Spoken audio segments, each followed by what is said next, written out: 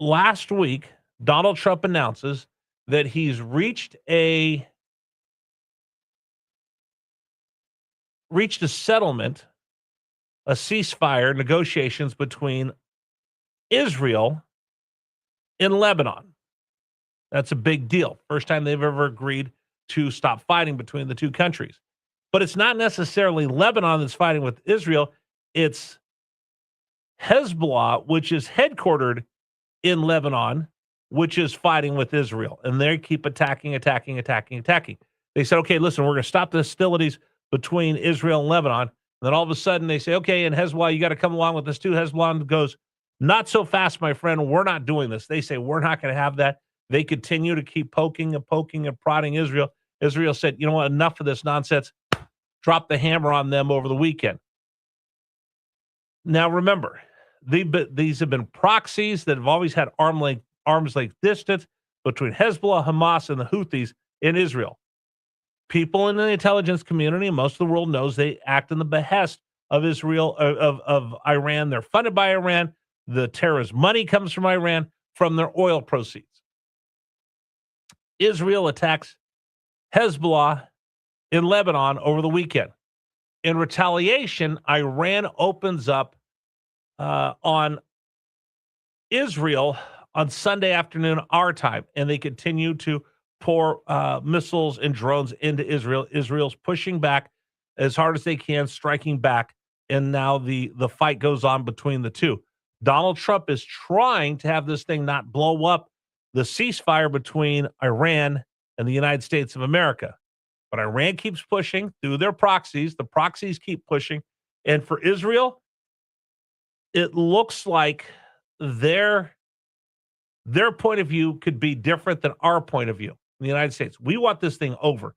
We want the nukes out of Iran. We want the Strait of Hormuz open. That's our two top priorities. For Israel, their top priority is making sure that Iran can no longer be a threat to the existence of the state of Israel. Now, it's very interesting. I saw Mark Warner on TV over the weekend, and he talked about, well, there's 4 stated goals we have. There's never been 4 stated goals we had.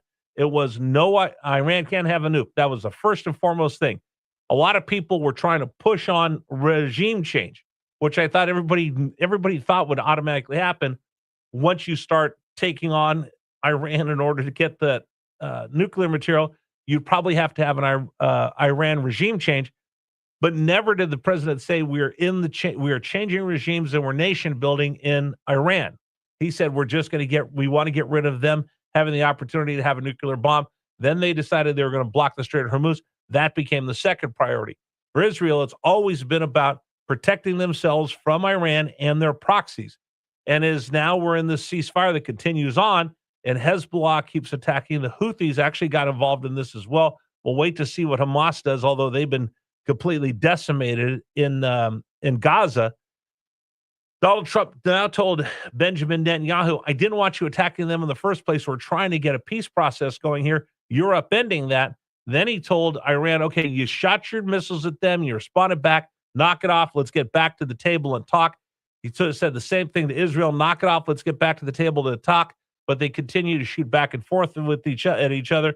And Donald Trump, the clock is ticking. Getting closer to the midterms, getting more pressure. The oil prices keep going up. The Democrats are poised to take the House if things don't improve with the economy. And right now, Donald Trump has to stand there and decide, do I let peace have a chance? Do I let negotiations have a chance? Or are these two belligerents going to push us back into starting the kinetic war? Here's what I will tell you. From my opinion, Iran just keeps trying to run out the clock. And the one way I can tell you this, and this is why you need to listen to Richmond's Morning News, because you're going to hear this here, not many other places. They keep asking for the carrots before they want to give up the stick, meaning they keep saying, hey, we'll negotiate somewhere down the line when it comes to our nuclear program. We'll keep negotiating somewhere down the line when it comes to other things you want. But what we want right now is relief. We want the blockade to stop. Then maybe we'll open up the Strait of Hormuz. But more than that, we want our money back that's been frozen. And then maybe somewhere down the line, we could talk about our nuclear programs.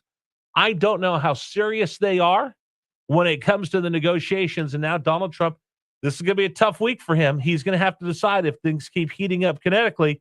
Will he get U.S. forces involved once again. The ceasefire comes down, and if the ceasefire comes down, all heck is going to rain down upon Iran and the Iranian people that are going to be stuck in the middle of this because the mullahs and the IRGC do not want to move an inch. That's my opinion. You want to talk about it? 833-804-1140. That's the latest of what's going on in the Middle East. 833-804-1140 is the James River Air text line. Also, please tell me who your BFF is. Who's your